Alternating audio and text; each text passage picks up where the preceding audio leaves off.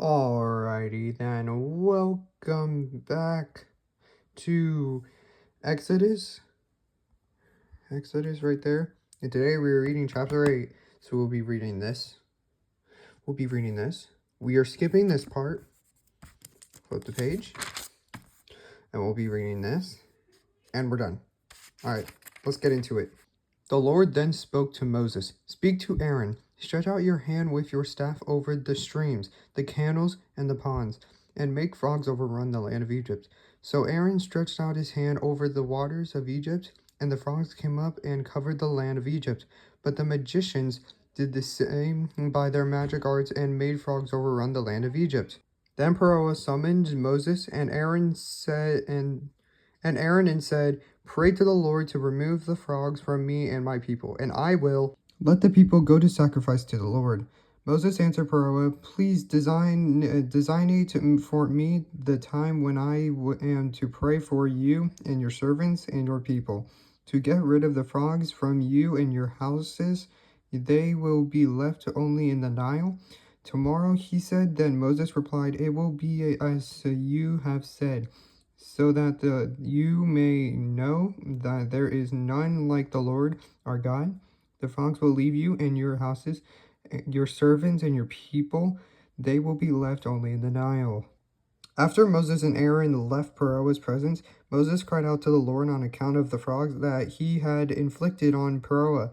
And the Lord did as Moses had asked. The frogs died off in the houses, the courtyards, and the fields. Heaps of them were piled up, and the land stank. But when Pharaoh saw there was a respite, he became obstinate and would not listen to them, just as the Lord had said. Thereupon the Lord spoke to Moses, Speak to Aaron, stretch out your staff and strike the dust of the earth, and it will turn into gnats. Throughout the land of Egypt they did so. Aaron stretched out his hand with his staff and struck the dust of the earth, and gnats came upon human beings and beasts alike. All the dust of the earth turned into gnats, throughout the land of Egypt. Though the magicians did the same thing to produce gnats by their magic arts, they could not do so. The gnats were on human being and beast alike, and the magician said to Pharaoh, This is the finger of God. Yet Pharaoh hardened his heart and would not listen to them, just as the Lord had said. Then the Lord spoke to Moses, Early tomorrow morning, present yourself to Pharaoh when he sets out toward the water, and say to him, Thus says the Lord, Let my people go to serve me. For if you do not let my people go, I will send swarms of flies upon you and your servants and your people and your houses. The houses of the Egyptians and the very ground on which they stand will be filled with swarms of flies.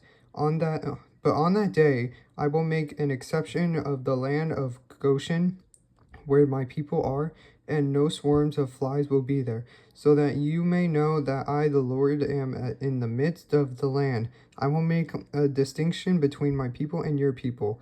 This sign will take place tomorrow. This the Lord did. Thick swarms of flies entered the house of Pharaoh and the houses of his servants throughout Egypt. The land was devastated on account of the swarm of flies. Then Pharaoh summoned Moses and Aaron and said, Go sacrifice yourself to your God within the land. But Moses replied, It is not right to do so, for what we sacrifice to the Lord our God is abhorrent to the Egyptians. If we sacrifice what is abhorrent to the Egyptians before their very eyes, will they not stone us? We must go a 3-day journey in the wilderness and sacrifice to the Lord our God as he commands us.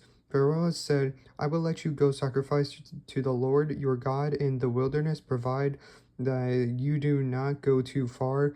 Pray for me.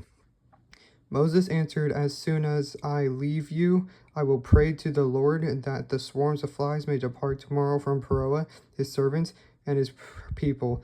Pharaoh, however, must not act deceitful again and refuse to let the people go to sacrifice to the Lord. When Moses left Pharaoh and prayed to the Lord, and the Lord did as Moses had asked, removing the swarms of flies from Pharaoh, his servants, and his people, not one remained.